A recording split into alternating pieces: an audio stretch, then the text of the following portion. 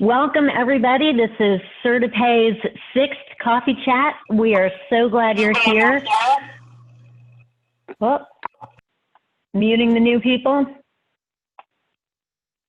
Please mute yourselves when you jump in, and we can keep the background noise down that way. And so anyway, welcome to CertaPay. We're so glad you're here, and we are covering some important topics these days.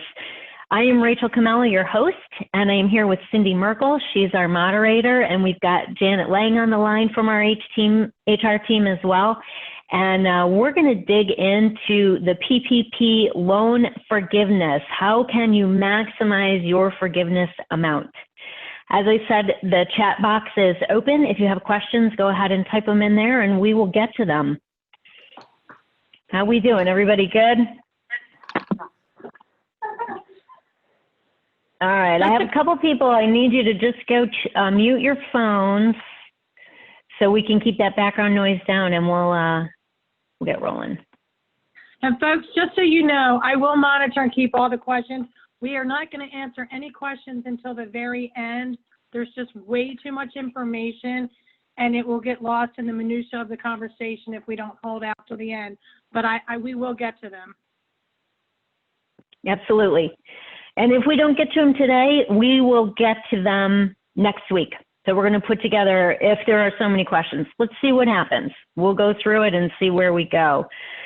As I said, you know, this is a lot of information. And when a lot of you on this line have had some involvement in the PPP loan application, so you know already a piece of this.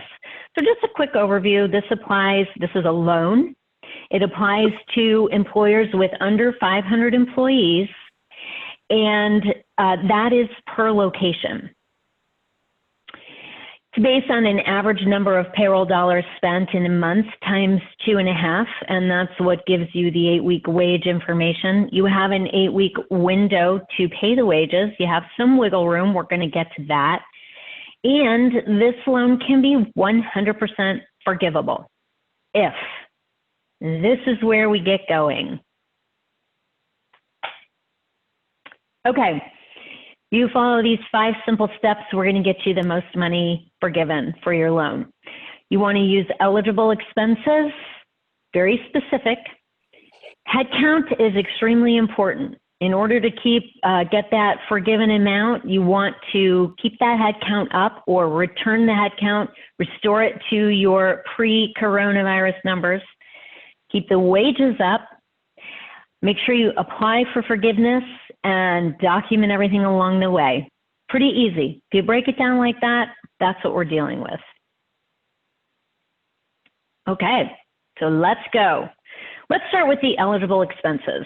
We've got, and you know what, I want to start by saying there was a Senate bill passed this morning that makes some changes to this. And so we'll kind of speak to some of these changes that are possibly coming.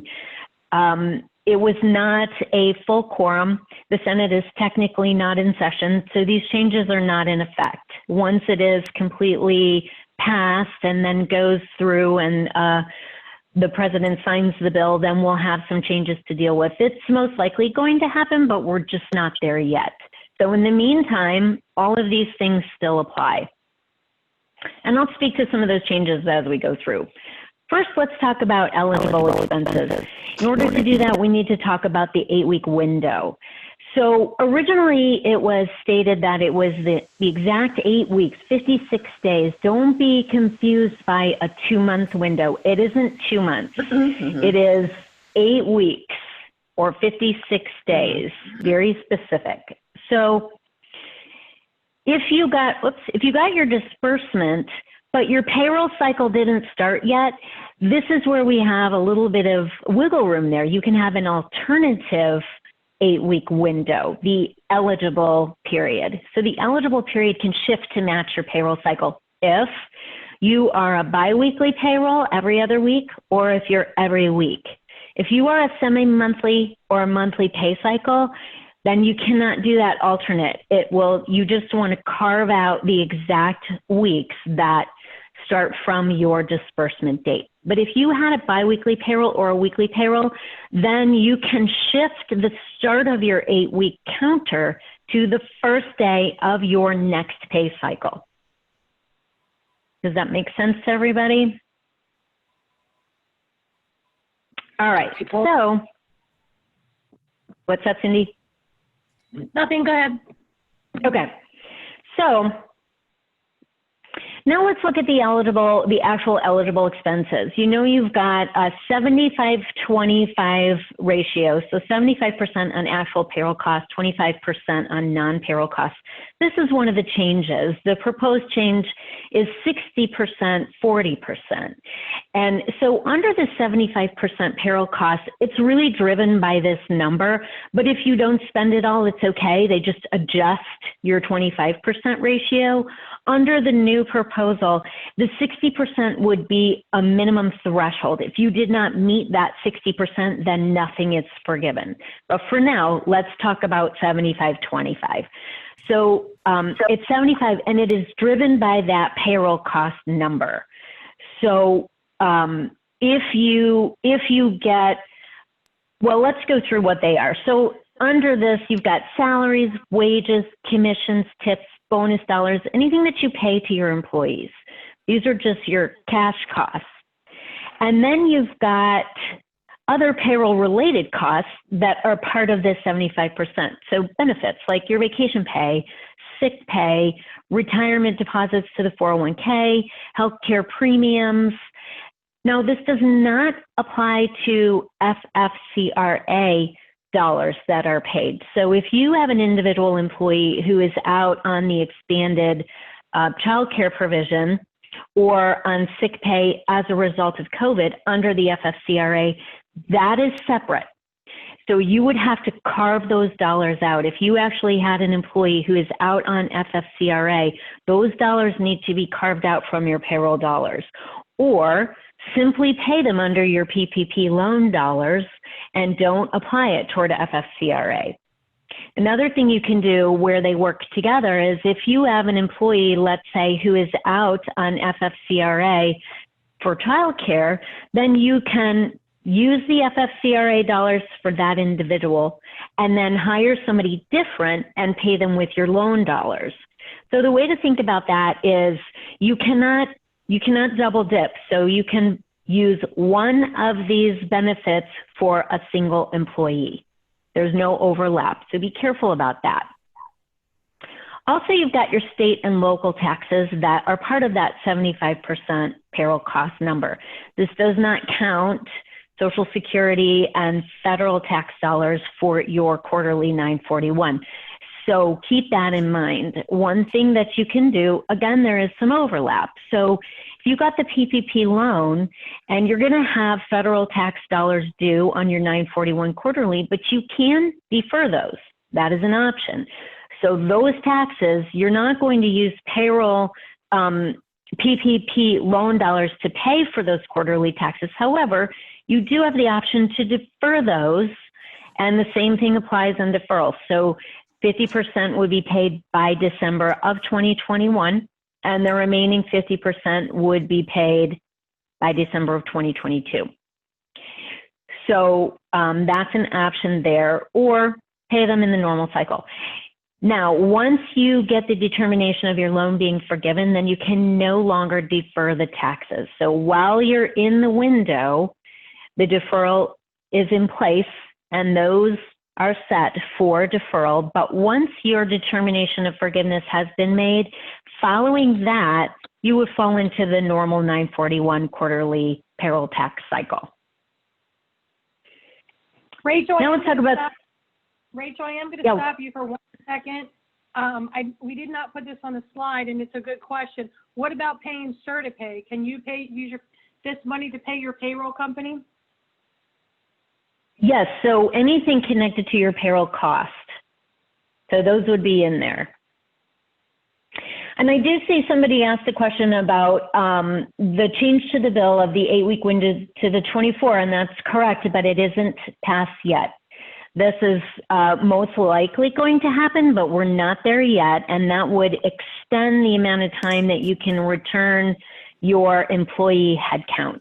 So what we're going to do is an update as soon as we have that bill completely passed and signed, but we're not quite there yet.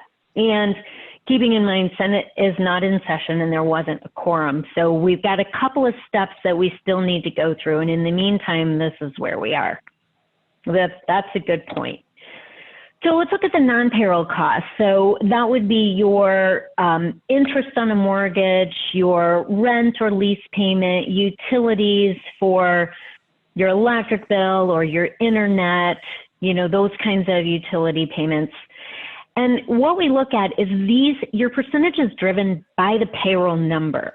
So that means if you got a $100,000 loan, but you only spent $60,000 on your payroll and not that full $75,000, which is the 75%, you don't automatically get 25%. It's reduced based on your payroll dollars spent. So then we would multiply, or we would divide that $60,000 that you spent on payroll dollars by 0.75 to get $80,000. So that adds 25% onto that. Your 25% will change based on your payroll dollars. That's the driver. So, Certipay. All right. Now let's talk about headcount. So headcount is another very important point. This can change your forgiveness amount. And the new bill extends the amount of time that you can return people. Again, we're not there. We're still in our regular window of time. But this is what you want to look at. We got the application and it talked about the FTEs, the full-time equivalents, and we're all used to that because of our ACA reporting that went into effect a couple of years ago. So for this purpose, when we talk about the full-time equivalent, it's just for this purpose. We're talking about 40 hours full-time, but that's only on this application, only for your forgiveness. Once this is over, we're going to go back to our regular FTE format that we're all familiar with. So just for this, you want to think in terms of 40 hours calculating a single employee. So you could use a format of add up all the hours in the pay cycle, divide by 40, and that's your FTE, your full-time equivalent number. Or simply count 1 for somebody who works 40 hours or more and 0.5 for everybody under that. And just do that for each person. Are they a 1 or a 0.5? And then add up your numbers from there. And that keeps it pretty simple. The important thing is that you use the same format to calculate your covered period, which is your 8-week window, and your eligible period, which is what you're comparing to from last year. So the important thing is use the same format for both. And so that's what we look at. Your covered period is the 8-week window that we are talking about for you to use your loan dollars. And the eligible period, you pick. That's what you're comparing. Are you going to use the exact same window of time from last year, from 2019? Or if you didn't have employees in 2019, you could use January and February of 2020. That's up to you.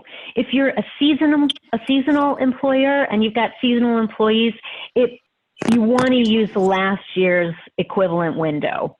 That makes the most sense. So let's look at that some more. You've got your FTE, your full-time equivalent count. Let's say during this cover period, I've got 20 employees, but in this same window last year, my eligible window, I had 25 employees. Then I'm going to have a forgiveness reduction. That means I'm going to take the current numbers, 20, and I'm going to divide by last year's numbers, 25. And that will give me a reduction number of 0.8. This will be important when we get to our actual application form. And this is why it's very important to have your head count match up. You want to have that forgiveness reduction be a 1. And the way you do that is have the same number of employees. Even if you're 1 or 2 off, you're going to have a point something number on that forgiveness number. So you want to make sure you have the same number of employees. And this is what it looks like. Let's go back to the same thing. Let's say you got a loan of $100,000, but you had 5 less employees than you did last year. You're going to have that 0.8 forgiveness quotient, and that will mean your maximum for forgiveness is only going to be 80,000. So having your head count up is going to be very important. So what happens if you don't?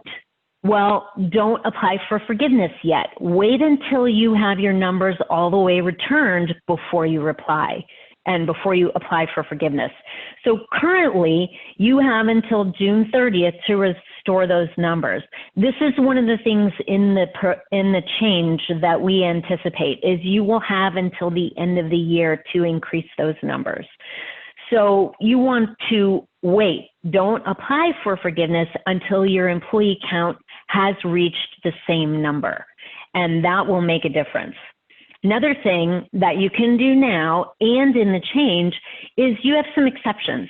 If you made some offers to employees who decided not to return, if you tried to get employees back and you could not find sufficient employees to fill those positions, there are some headcount exemptions for you, and I'll show you where that is on the form. But that these employees will not count against you. If you tried and couldn't find them, you issued offer letters and people declined to return, there are some exceptions that will help you so that your employee count stays up. And we'll talk about that when we get to the form. So now let's talk about wages. It's important to keep the wages up too. This is going to be calculated on an individual basis. So you will look at each person's wages from last year and this year, and you will make sure that you didn't reduce them more than 25%. There is a cushion in there. So the requirement is going to be that you keep the wages at least 75% of what they were before. So you have a cushion, but if you, as soon as you get the loan, increase your wages all the way back up. If you made a reduction, let's say 10% across the board, you're still in a safe window, but since you got the loan dollars, you might as well bump them back up to where they were. All right, let's keep going. Let's dig into our application form. This is the fun part. So you got that 11-page application, and there's 3 camps out there. So the first group of you got the application, immediately went through it and started reading it and understanding all of the lines and definitions. The second group of you out there got that application and said, oh my gosh, it's 11 pages, and tossed it on the desk. And then there's that third group out there, and you haven't even looked at it yet, so you don't even know. No worries. We are going to go through all of it. We'll all be on the same page at the end. So yes, it's 11 pages, but let's really break it down. What do these pages look like? So pages 1 and 2, instructions and definitions, easy. Pages 3 and 4, this is your actual application. You're going to turn this into your lender. And really, the only content on that is on page 3. Page 4 is initials and signatures and acknowledgments. Page 5 is your instructions for the Schedule A. Page 6 is the Schedule A. This will also be turned into your lender. Pages 7 and 8 are the instructions for the worksheet. And the worksheet's very important. Page 9 is your worksheet. And that's where you're going to gather all the information and figure out what goes where. And we're going to get to that. And then you have page 10 is a list of the documents that you want to keep filed, do this, that, you know, turn in a nice list there. And then you've got page 11 is a voluntary demographic form. This is optional. You can fill it out, turn it in or not, totally up to you. So the first thing I did is separate them into 3 piles. You've got your actual application, the Schedule A, and the worksheet in 3 separate sections. All right, here we go. So go to the Schedule A worksheet. This is great. You can look in here and you can see box 1, box 2, box 3, and so on. Once you get the information in these boxes, they feed straight over to your Schedule A. And then your Schedule A feeds to the application. So we're going to start backwards. If you start with the worksheet, this is a great form if you have 7 or under employees, and you can just write your information right on this form. If not, do an Excel spreadsheet on the computer, make a list, whatever you want to do. Just have your box 1, box 2, have your columns match so that you can follow the same format. Another thing that we recommend is do one for your covered period, which is your 8-week window to spend your loan dollars, and do one for your eligibility period, which is the same period last year or January, February, whatever you're using for your eligible period. You can even do them in the same form. So maybe you have one line down of all of your numbers for your covered period, and then one line down in the same form for last year's numbers. And then you have a side-by-side comparison. So if we dig in a little bit here, you have the cash compensation. This is the column for box 1. These are all of the dollars paid for each employee. And then you have that average FTE number, and that very simply is either going to be a 1 or a 0.5. It's the easiest to just count each person as 1 or a half and then add them up at the end, and that will be your box 2 total. Again, you're comparing it against last year at the same time. Simple. Now, that column for box 3, this is your salary hourly wage reduction. This is a little bit complicated. If you're paying people the same amount, that number is 0 and you're done.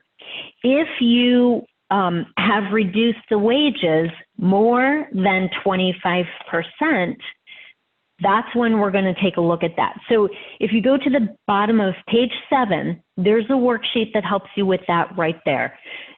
So when you list the reduction dollar amount, hold on, muting people.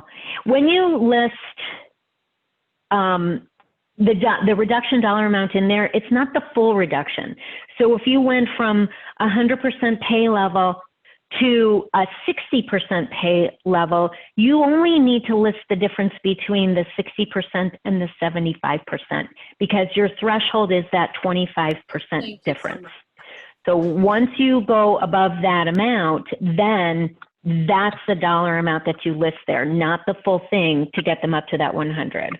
And if that doesn't make sense, let me know. We can do a quick example. But you have, on the bottom of page 7, you have a little worksheet to help you with that, to figure out that difference. So then you're going to add up these numbers. And with that salary wage difference, you do each individual employee. If you have employees now that you did not have before, that's okay. There's no reduction. It's the same. You're just going to add up all of the wage, the cash compensation.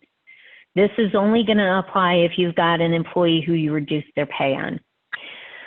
Down here on the bottom, we've got box 4 and 5, and these are for your employees who had a salary of over 100,000, and there's no wage reduction column here, and that's because they're over the threshold anyway, so there's no reduction amount there.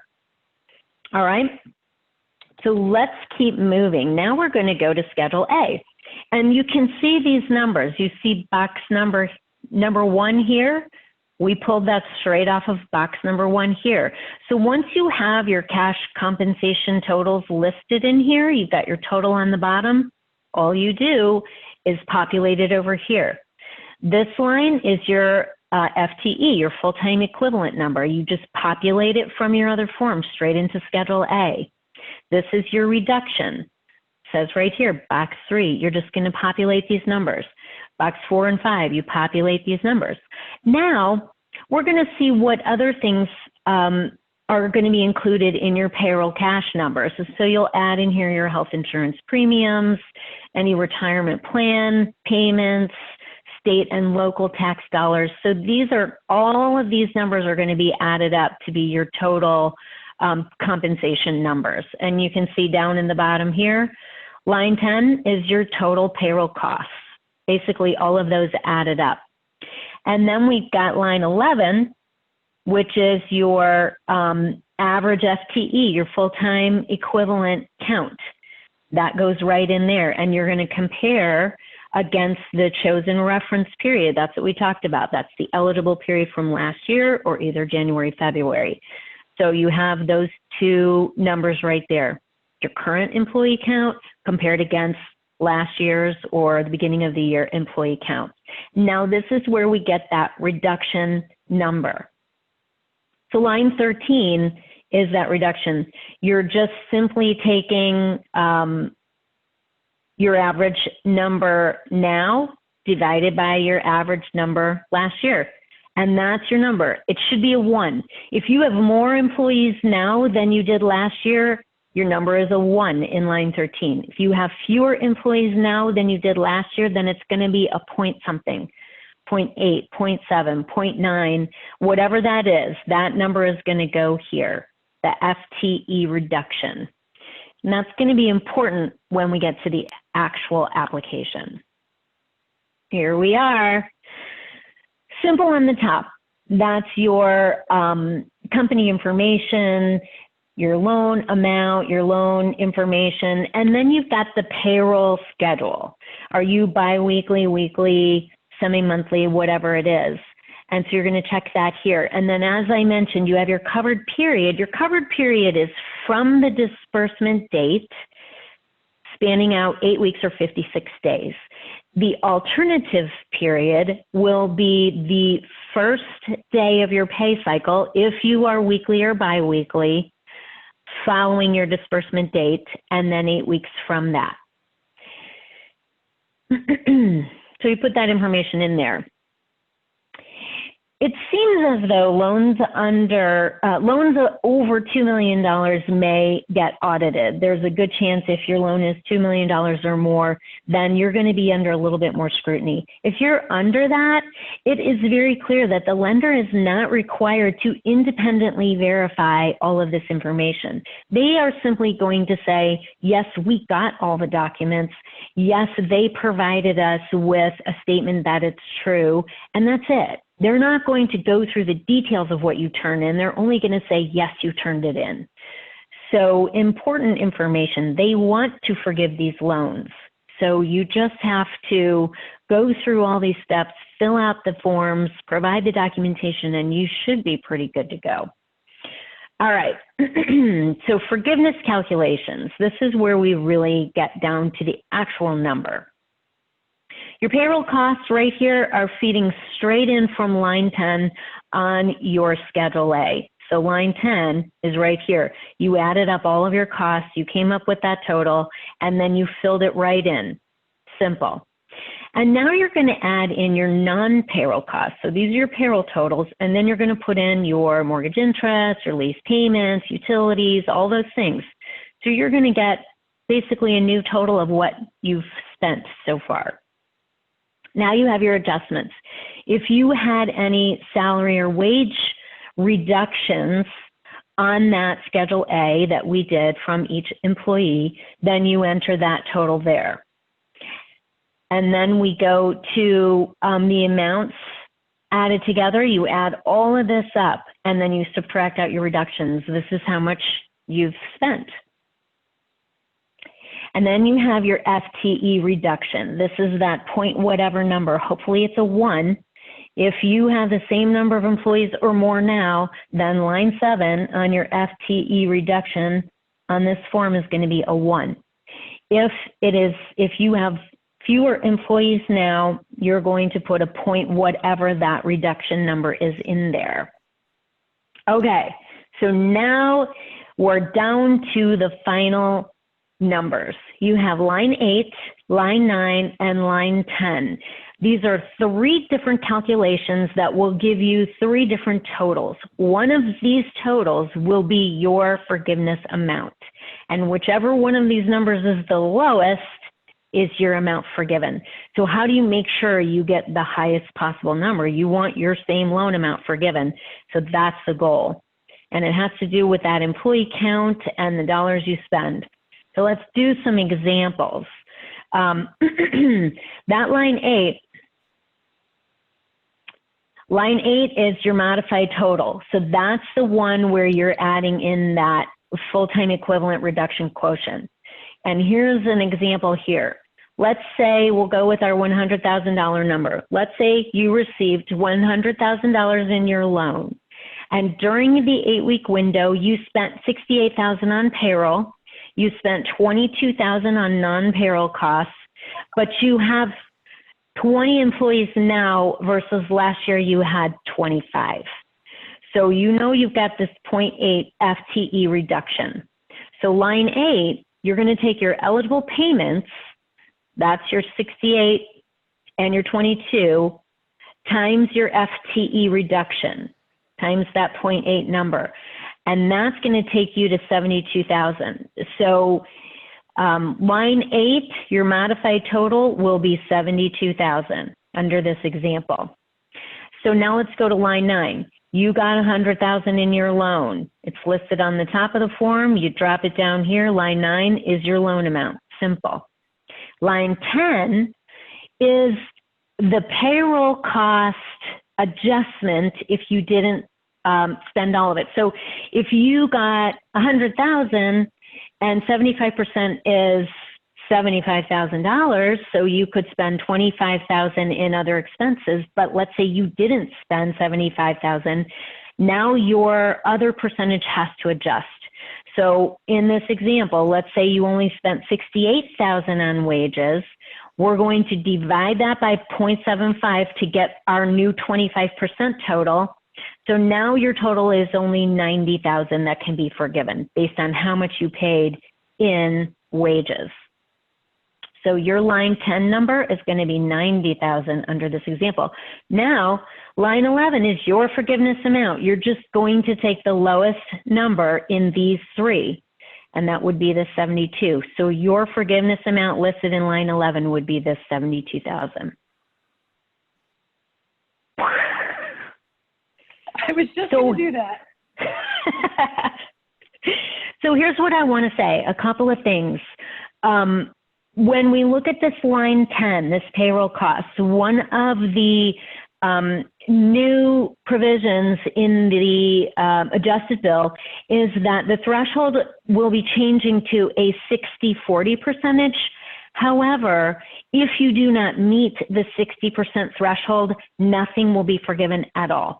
So it's making it easier to spend the dollars, but it's making it more important to spend the dollars on wages. So again, an update we will keep you informed about, and something that we expect to be final, maybe not for another week or two, but we will definitely keep you guys posted on that 60-40. All right, and finally, I want to talk about documentation. So the PPP forgiveness calculation forms, pages 3 and 4, and page 6, you're going to actually turn those into your lender. You want to have all of the backup that matches that prepared to turn in. So any of your payroll records, your payroll register, bank statements that show the payroll payments made, and then any backup for how you calculated your FTE, your full-time equivalent numbers, your grids, your calculations. You want to show which time periods you used to compare against. And then you want to show anything for your non-payroll expenses, like your mortgage interest payments or your rent lease payments, any of your utility bills and those payments, provide those as backup.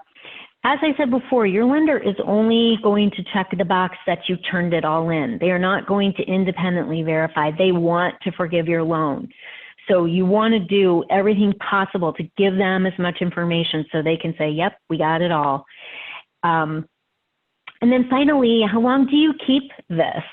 You want to keep these for 6 years, but 6 years from when? 6 years from your forgiveness date, or 6 years from the final payment. So anything that doesn't get forgiven is going to automatically be converted to a loan at that 1% interest. Currently, the payback window is 2 years, And that is likely going to be extended to up to 5 years, but we'll keep you posted on that as well. So there's a couple of things. These are our final thoughts here. The employee headcount is extremely important. You have time to get to the point where you can add employees back in. If you add them back in, if you're already approaching the end of your 8-week window, but you delay turning in your application for forgiveness until you return your headcount to normal, that will be better for you. So think about that. And that's the other thing I want you to remember. Think about when you apply. Are you deferring your 941 tax payments? Does it make sense to wait a little bit longer if you want to do that deferment? Do you need to wait to apply until you get that employee headcount returned to pre-COVID numbers? Think about when you apply, because once that forgiveness is granted, then you start a different timer. So pay attention to that as well. And finally, do your best.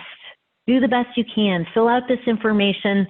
Don't worry about it so much. If you try and you stick to these guidelines and use these forms and use this information, do the best you can, you're going to be okay. They want to forgive these dollars. So do the best you can, and most likely you'll get the results you want. Phew! How are we doing on questions? I have 3 full pages. Let me know when you're ready. I'm ready. Let's hear it. All right, let's start back up at the very top. Does this apply to payroll services? We've already answered that, so that would be a yes. There's a change. There was a change that was passed to the bill. Actually, the next question, Rachel, alludes to the fact from this morning, which you've already covered, that it's being discussed, but it's not in. Yeah, we'll keep you posted on changes as soon as we know. Don't worry.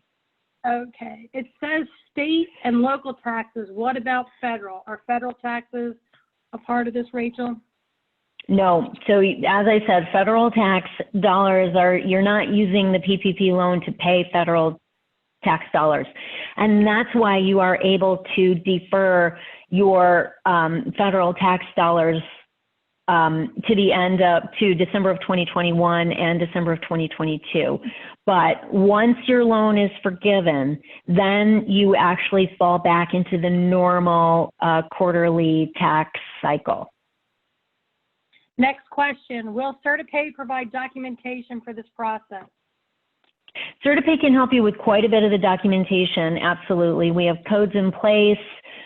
We have endless customized reporting available, so you could put in dates and times and figure out employee counts and wages paid, and we can pretty much help you create a report for any of these pieces, absolutely. Is workers' comp included for the PPP? Workers' comp premiums are not included in this, so that would be separate. But if you have somebody who's out on a work comp injury and you're paying wages during that time, then yes, that would apply. Okay. I was told that the FTE can be from a time frame of May 1st of 19 to 9/15 of 19.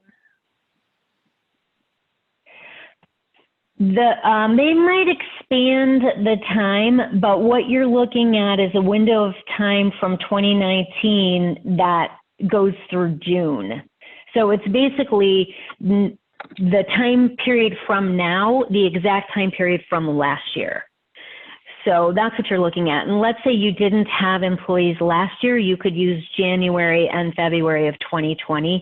But you're basically comparing the same thing from last year. If you weren't open last year and you needed to do some adjustments, or if you're seasonal, there are some different things in there. And the comparison window may be expanded under the new bill. Again, we'll keep you posted on that. In the non-payroll expense, it states utilities, gas, electric, phone, internet, transportation. We do not have what constitutes quote-unquote transportation. Have you heard what this item includes? Basically, the question is what constitutes transportation costs? So I'm not sure exactly what's included in transportation specifically. We'll get you some more information on that and some clarity. A lot of this stuff isn't all that clear. We know that, and we're constantly looking for new guidance. But when they're referring to transportation, it has to be business related. So this does not include transportation of an employee to and from work. It specifically has to do with business function. So if you have vehicles or a fleet that you have to pay the lease payments on or interest on those, you know, if it's directly connected to your business function, that's the intent. But we'll make a note of that, and I'll see if I can do some digging on that. Rachel, can you just discuss that, again, it's come up, I have multiple same questions, as far as the 56 days, the 8 weeks, the payroll cycles. There seems to be some confusion of what exactly that means for them. Okay, so what are we saying? What is the window of time? Correct. A lot of folks have the 8-week window. Their payroll, they're afraid their payroll is going to be done. Their 8 weeks are going to be done, and then their final payroll is going to fall. So if the payroll falls after their 56 days, I think we just need to better define what that means. Okay, yeah. Okay, great. So the way it works is you get your disbursement, you get your loan disbursement, and then let's say that's the middle of your payroll cycle. That's okay. And this, again, if you are biweekly or weekly is who we're talking about here. So you got your first installment of your PPP loan on Wednesday, whatever date, but your payroll cycle starts on the next Monday. So now you can change your alternative period to start on that Monday and go 8 weeks from that Monday. And now what we know is at the end, that Sunday, the last Sunday in the 8th week, your payroll is most likely the following Friday. That's okay. So it's the alternative period of 8 weeks for which you're paying your employees. And it's okay because that was one of the things originally, the payroll cycles were not matching up. And so that's why they made this provision, so that we can match it to your payroll cycle a little bit better. Now, the reason it doesn't apply to somebody who's semi-monthly or monthly is because it's not based on 2 full months anyway. So you had to carve that up. And so they just said, no, you stick with the 8-week window from disbursement, or start on a Monday and go 8 weeks, but you've got to carve yours up anyway.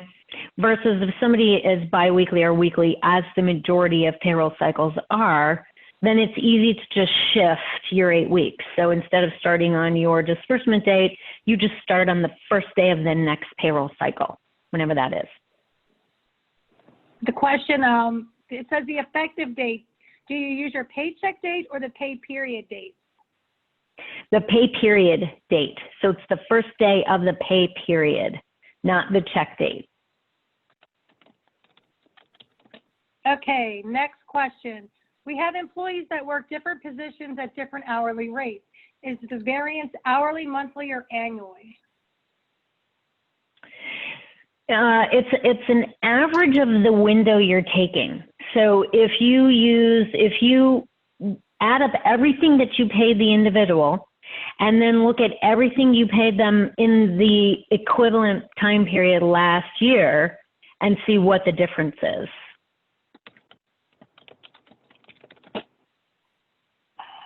Does rent expense include sales tax paid? I'm not quite sure. Rent would be included. I'm not sure what this individual meant by include sales tax paid. I'm not sure. Sales tax. Yeah, I'm not sure about sales tax on rent. So whatever your full rent payment is eligible in the non-payroll costs, whatever your full rent payment is. Next question. If you had no wage changes, is your number always going to be 0? Yes. Next question. We had 3 employees who retired before COVID-19.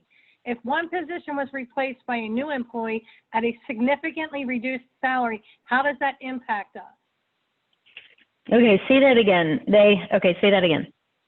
They retired 3 employees during COVID, so their headcount is down by 3. They replaced one of the positions. However, that position was a significantly reduced salary. So now they're down 2 people and down extra money on the 3rd person. Well, because the 3rd person is a different position, it doesn't matter. You're still putting 0 on the wage reduction, but you have an issue with the reduced employee count.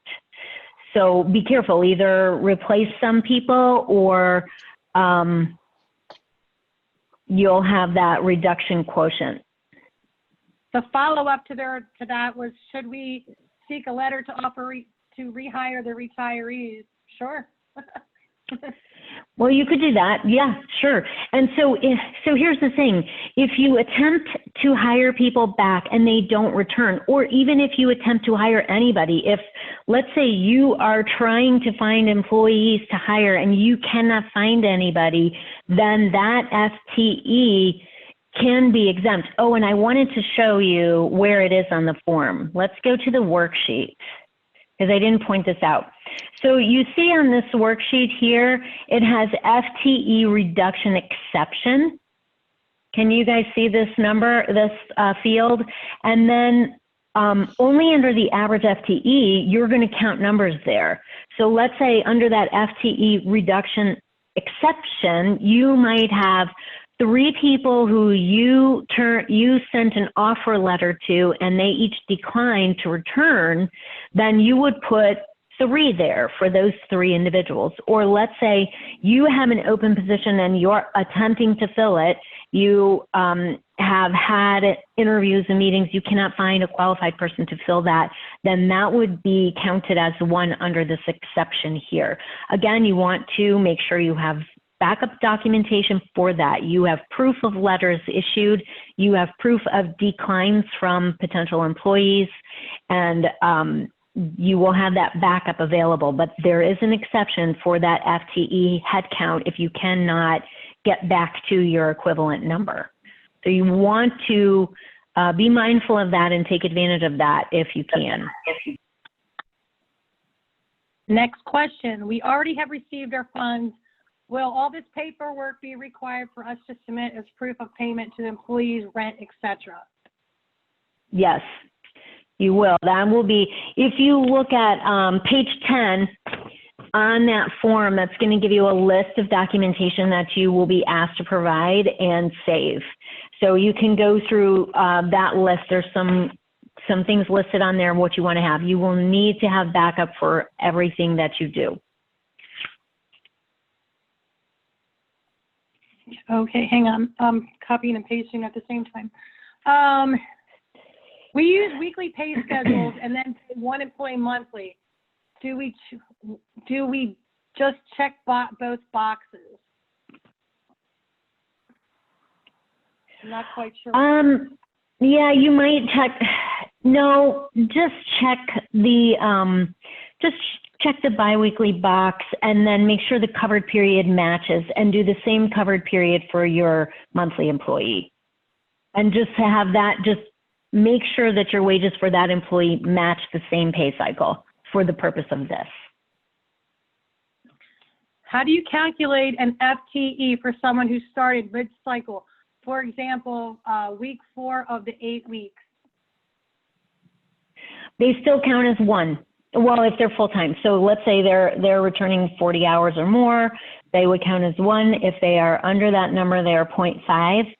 And even though they didn't work the entire period, they still count toward your FTE number. And keep in mind, if let's say you get through your 8-week window and you haven't returned to your full FTE number from the previous cycle, then wait, don't apply. Hire more people, get that FTE count up.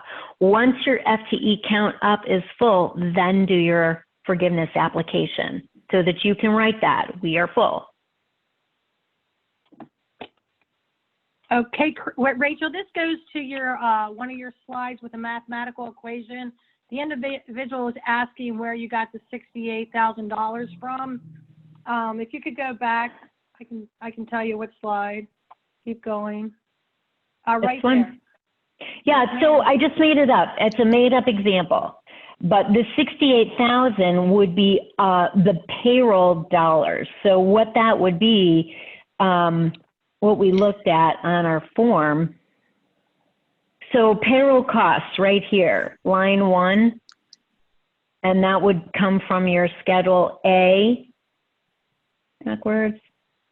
So on the Schedule A, your payroll costs right here, total payroll costs. So this would be your cash compensation, any reduction that you might have, total amount paid to health insurance, retirement, state and local taxes.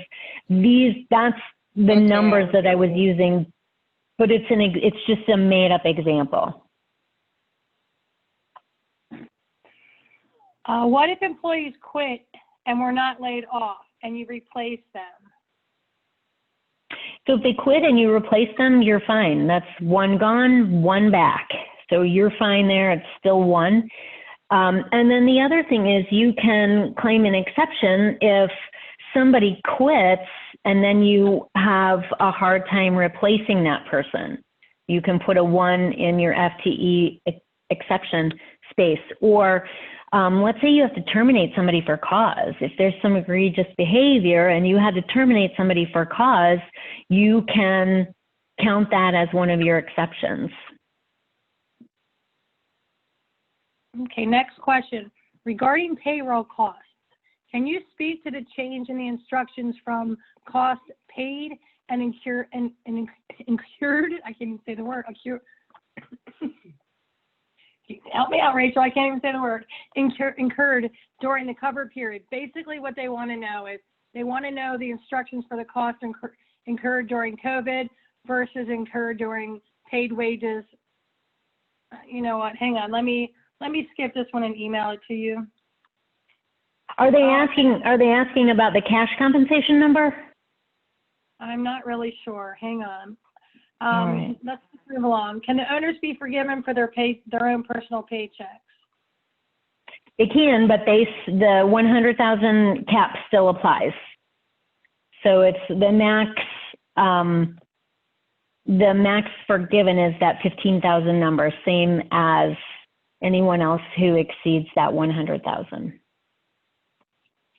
Okay. I emailed you that one particular question, and I'll move along.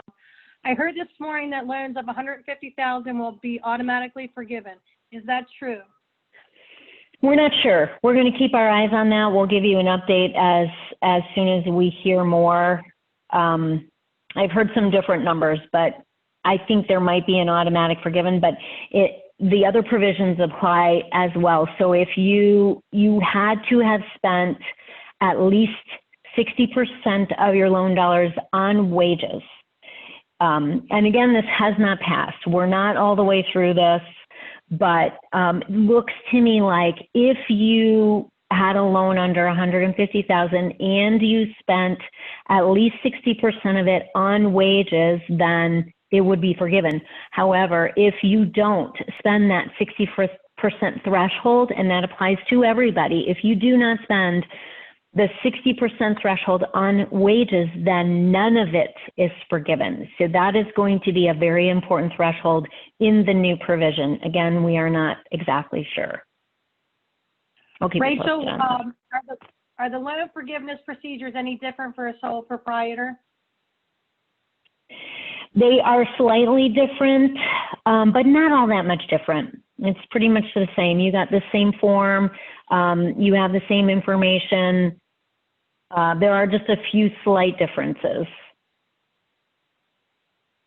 Okay. Somebody chimed in as far as the transportation. Their CPA told them that gas and mileage would be forgiven as well. So that's just some good information. So thank you for whomever wrote that. Perfect. Thank you. What about a vehicle? vehicle? If it's connected to operating expenses, yeah. What about a vehicle, a food truck specifically, that was not allowed to operate, but there is still a lease expense on it? Is that an allowable expense? Well, if they got food truck that got a PPP loan, They're leasing the truck most likely, so they're leasing on the tree. yeah, I mean, that would be the same as a rent payment or a lease payment. So my thought on that is yes, it is. But again, you know, we can get some clarification on that. Next question. What about COVID expenses, Zoom, masks, sanitizers, etc., that we have had to incur? Is that part of the 25%? It is not. That is not part of it. Okay. So those would be considered supplies, and so that's a little bit different. That's under a different category, and that is not part of the eligible expenses. We have one employee that voluntarily reduced her hours to part-time. Would that be a reduction in the FTE? Yeah, so she would go, or he or she would go from a 1 to a 0.5. And so you could either replace with another 0.5 FTE or,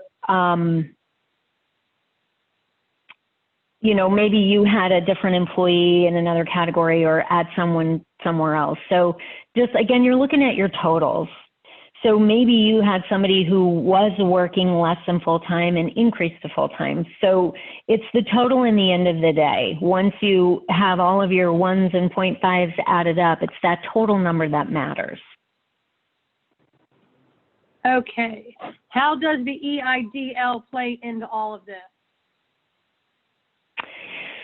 So for the most part, if you do not use your EIDL funds for payroll, then it shouldn't impact anything on your PPP. We are still waiting for some additional guidance from the SBA and the U.S. Treasury on some of these specific rules and how they're working together. And they do ask on the application, there is a line for the EIDL loan amount and grant. But so if you get the grant and use it for payroll during the same time period, then you've got some overlap. You always want to think about only using one of these provisions at a time for a particular employee. So if you don't have overlap with your EIDL, then you shouldn't have an issue with your PPP. So think about that in terms of keeping them separated. And we'll look for some more guidance on that. This is back to the individual that had the retirees. They're asking if they should send offer letters. Ideally, you should always use an offer letter. Yeah, and that gives you documentation. So if you send an offer letter to them, you have the documentation that you reached out, you offer them a position. And if they write back and decline, or if maybe they accept and they return, either way, if the individual does not come back and work, that gives you a 1 in your FTE count. Next question. Those of us that are paid on the 1st and the 15th of the month, I need to understand what is covered. I'm confused. So that is a semi-monthly pay cycle. It's covered the same way. You are still in an 8-week window. You still have your PPP loan. All of the same things are covered, provided you spend it, you use the eligible expenses. So it's cash compensation and all of the things that we talked about. It's just your window of time will have to match an 8-week cycle as opposed to a monthly cycle. You have talked about the importance of when to apply for forgiveness, but is there a specific deadline on when we have to submit our application? So right now it is 6 months. You have a 6-month window, and you can think of it in terms of your repayment. Right now, your first repayment is deferred 6 months. Under the new provision, there is a request to add 6 more months to that, making it through the end of the year. So that the deferments would be a 12-month deferment. So if you get your first installment, you don't have to pay back any of that loan for a 6-month window right now, which means you have that whole window of time to apply for forgiveness. So stay tuned for changes once we know what it's going to look like. They're talking about extending the 8-week window. They're talking about extending the deferral period, and they're talking about extending the payback period. So that amount is likely going to change. Right now, it is 6 months. So you have a window from your first installment of 6 months to turn in your application. Okay, a few more questions to go, Rachel, about 8. Are we going to be screwed since we do not have a lot of the same employees working now that we had working in 2019, and they cannot go into Schedule A? I've just been putting people to work to perform our typical off-season projects. Yeah, so it doesn't matter if it's not the same employees. It's not, you don't have to return the same individuals by name. It's not by person, it's by head count. So if you had 10 employees last year and you have 10 totally different employees this year, it's still 10. So whatever that number is, it's a 1-for-1.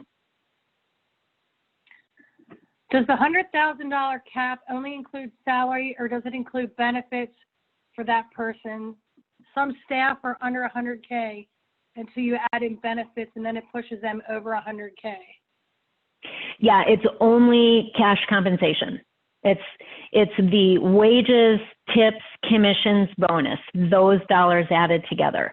It does not include, the full benefit package or the additional compensation that employers pay. So it's just their wage number. As corporation owner takes the salary still and is part of payroll, so would that be covered? Yes. But still the caps apply. You may have answered this. Are they looking for a true active employee count or just those paid during the tracking period? We have preschool staff not paid in June, but they are still active on the payroll. So you're looking at the covered period. So the covered period is during the time frame where you paid out the wages. Those are the employee counts they're looking for, unless you wait and you have that window all the way through the end of June. You may be out of your 8-week window now, but if you get to the end of June and you've hired people back, then that counts. If you have people listed as active but you're not paying them, that doesn't count. This counts for people that are getting paid. If they volunteer to reduce, the question is incomprehensible. I'm going to have to move on.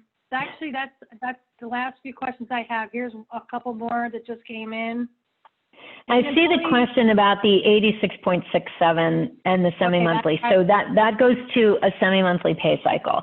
And as I said, when it's semi-monthly, you're going beyond 56 days. So no, you cannot just pay your 4 pay cycles in there, because that would be beyond 56 days. You are going to need to carve out some of those days. Be very careful about that. And so even if you start, some of those pay cycles will be completely within your 8-week window, right, but you're going to have to carve out days on the front or back. If employees are service and commission-based and disbursement fell within a week of reopening salons, can funds be used to supplement tax return? Anyone that can back? Yeah. Yep, absolutely. That's what it's designed for. You've got these loan dollars to pay these wages. And so if, let's say, they only have half their clients returning, but you pay them what they normally would have made last year at the same time with a full client base, that is exactly what this is for. So you can show, yes, I've got this employee back. Yes, I paid them the same amount as last year. Now you're not going to have a wage reduction. You don't have an FTE reduction. That is exactly what it's for. This is another follow-up to the semi-monthly payroll question. If I pay 4 payrolls in that 8-week window, can I include it all?